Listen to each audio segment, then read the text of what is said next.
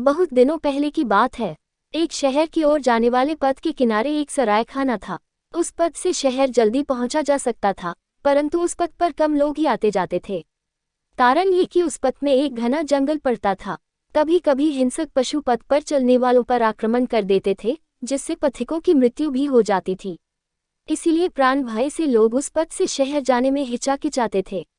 जिन्हें जरूरी या जल्दी होती थी, वे ही उस पथ से जान को हथेली पर लेकर शहर जाते थे। उस सड़क पर अधिक आवागमन नहीं था, इसलिए सरायखाने में बहुत कम लोग आते थे। सरायखाने का मालिक अक्सर बैठकर मक्खी मारा करता था। सरायखाने का मालिक अच्छा आदमी था। उसका हृदय दया का सागर था। सरायखाने में आने वालों से वह बहुत अच्छा व्यवहार करता था। उनके आदर सत्कार में कोई कमी नहीं करता था। सरायखाने में रहने खाने के उपरांत अगर किसी के पास पूरा पैसा नहीं होता था, तब भी वह कभी उसके साथ खराब व्यवहार नहीं करता था। अनेक गरीब वहां आते, वे सब जब समय पर उचित पैसा नहीं दे पाते, तब सरायखाने का मालिक उनसे कुछ काम करवा लेता। एक दिन एक पथिक सरायखाने में रहने के लिए आया। उसका नाम था सामंत। वह जाति का कुम्हार था। मिट्टी की हाड़ी, भाड़, कलसी इत्यादि बनाकर वह बेचा करता था। वह सरायखाने में आकर भोजनादि कर रात में वहीं सो गया। सुबह लोग चलने से पहले सराय वाले को पैसे देते थे, परंतु उसके पास पैसे तो थे नहीं। सामंत ने सुना था कि सराय वाला अत्यंत उदार व्यक्ति है। कोई उसका गुणगान करे तो वह बहुत खुश हो जाता है। तब रुपए पैसे के लिए जुल्म नहीं करता है। सुबह सराय से निकलने के समय सामंत ने सराय वाले से कहा, सब लोग आपका गुणगान करते हैं। मैंने भी देखा है कि आप बहुत अच्छे आदमी हैं। ग्राहकों की सेवा अपने लोगों की तरह करते हैं। साधारणतः ऐसा कहीं नहीं देखा जाता है। आपको देने के लिए मेरे पास पैसे नहीं हैं, पर कुछ कम दामी मिट्टी के पात्र हैं, लेकिन उनसे आपका पैसा पूरा नहीं होगा। मेरे पास कुछ रंगीन खड़िया मिट्टी के टुकड़े हैं, वे सब मैं आपको दे सकता हूँ। सामंत के मुख से अपनी प्रशंसा सुनकर सराय वाला मुग्ध हो गया। उसने कहा, मुझे इन सब चीजों की जरूरत नहीं है भाई। तुम्हारे पास पैसे नहीं है तो क्या हुआ, तुम जा सकते हो। सामंत ने कहा, रंगीन खड़िया मिट्टी आप रख लें। ये जादुई खड़िया मिट्टी हैं। बहुत अद्भुत कार्य होते हैं इसके द्वारा। ये कहकर उसने रंगीन खड़िया मिट्टी से दीवार पर एक पक्षी का चित्र बनाया। पक्षी की देह पर विभिन्न प्रकार रंग लगाने से देखा गया कि वह एक मयूर बन गया है। तस्वीर देखकर सराय वाला बोला, बहुत सुंदर तस्वीर बनाई है तुमने, बिल्कुल मयूर जैसी तस्वीर है। सामंत बोला, और क्या क्या हो सकता है आगे देखिए। इस तस्वीर वाले मयूर को मैं जीवित कर दूंगा। ये कहकर उसने तस्वीर की ओर देखकर 2 बार ताली बजाई। आश्चर्य! ताली बजाने के साथ ही तस्वीर जीवित हो उठी। मयूर अपनी गर्दन को इधर उधर घुमाने लगा। उसके बाद दीवार से नीचे उतरकर अपने पंखों को फैलाकर नाचने लगा। तस्वीर वाले मयूर की नाच देखकर सब आश्चर्यचकित हो गए। तस्वीर भी जीवित हो सकती है, किसी ने जाना सुना नहीं था। सभी लोग सामंत की अद्भुत क्षमता की तारीफ करने लगे। तब सामंत ने कहा, अब देखिए, तस्वीर का जीवित मयूर पुनः तस्वीर बन जाएगा। ये कहकर उसने 3 बार ताली बजाई। देखते ही देखते मयूर पहले की तरह दीवार में समाकर चित्र बन गया। सामंत ने सराय वाले को कहा, ये जादू वाला मयूर मैं आपको देकर जा रहा हूँ। आप जब 2 बार ताली बजाएगा, तब मयूर दीवार से नीचे उतरकर नाचने लगेगा। जब 3 ताली बजाएगा, तब मयूर पुनः पहले जैसी तस्वीर बन जाएगा।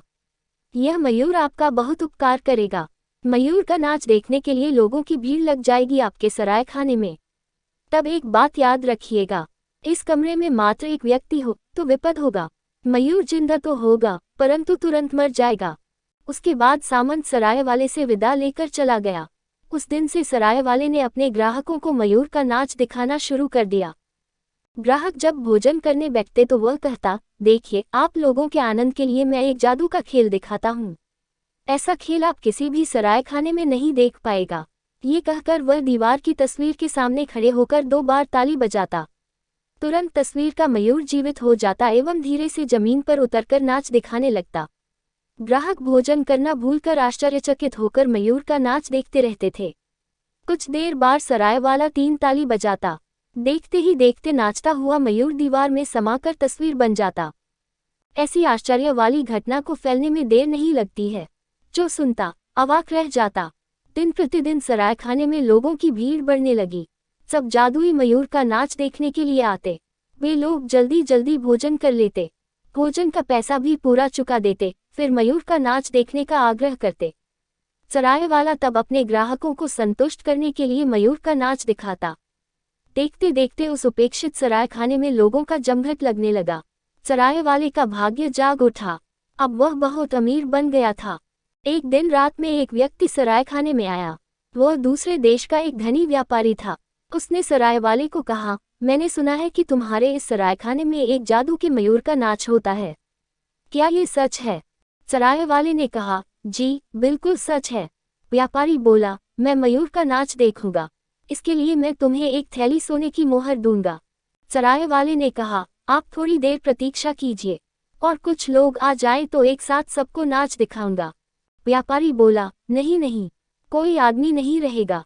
जादुई मयूर का नाच मैं अकेले देखना चाहता हूँ। ये लो सोने की मोहर की थैली। एक थैली सोने की मोहर पाकर सराय वाला बहुत खुश हो गया। कुम्हार सामंत की बात उसे याद नहीं रही। उसने कहा, आप बैठिए, अभी आपको मयूर का नाच दिखाता हूँ। ये जो आप दीवार पर मयूर की तस्वीर देख रहे हैं, मैं उसे जिंदा कर दूंगा। उसके बाद वह घूम घूम कर नाच दिखाएगा। ये कहकर उसने 2 बार ताली बजाई। तभी तस्वीर वाला मयूर हिलने डुलने लगा, लेकिन वह कूदकर जमीन पर नहीं उतरा। ऐसा लग रहा था मानो हिलने डुलने में उसे बहुत कष्ट हो रहा है। धीरे धीरे अत्यंत कष्टपूर्वक वह जमीन पर उतरा, परंतु नाच नहीं सका। खड़े खड़े वह थर थर कांपने लगा। फिर एक तरफ लुढ़ककर उसने प्राण त्याग दिए। पल भर में सारी घटनाएं घट गईं। मयूर जमीन में समाकर एक तस्वीर बनकर रह गया। व्यापारी ने झट से सराय वाले के हाथ से मोहर वाली थैली छीन ली और क्रोध से गर्जन करते हुए कहा, यही है तुम्हारा मयूर नाच? यही दिखाने के लिए एक थैली सोने की मोहर लिया था? मुझे क्या तुमने अहमक समझा है? एकदम मूर्ख समझा है। ये कहकर वह सराय खाने से निकलकर तेज कदमों से चलने लगा। सराय वाले को कुम्हार सामंत की बातें याद आईं। वह अपना सिर पीट पीट कर कहने लगा, हाय हाय, क्यों मैं सोने की मोहर के लोभ में पड़ गया। कुम्हार सामंत ने मुझे एक व्यक्ति के सामने मयूर का नाच दिखाने से मना किया था। उसकी बात अनसुनी कर क्यों मैंने सर्वनाश को आमंत्रित किया। हाय हाय, अब कोई ग्राहक मेरे सराय खाने में नहीं आएगा। सराय वाले ने बड़ी आशा के साथ कई बार तालियां बजाईं, पर तस्वीर वाला मयूर जीवित नहीं हुआ। रात बहुत बीत गई थी। सराय वाला घनघोर नींद में था। तभी हठात एक बांसुरी की आवाज सुनकर उसकी नींद टूट गई। इतनी रात को उसके दरवाजे पर कौन बांसुरी बजा रहा है, ये देखने के लिए वह दरवाजा खोलकर बाहर निकला। देखा, वही सामंत बांसुरी बजा रहा है। खुले दरवाजे से वह भीतर आया और मयूर की तस्वीर के पास खड़े होकर बांसुरी बजाने लगा। कुछ ही देर में वह मयूर जीवित हो उठा। वह सामंत के पीछे पीछे चलते चलते रात्रि के अंधकार में विलीन हो गया। उसके बाद उन्हें फिर किसी ने नहीं देखा।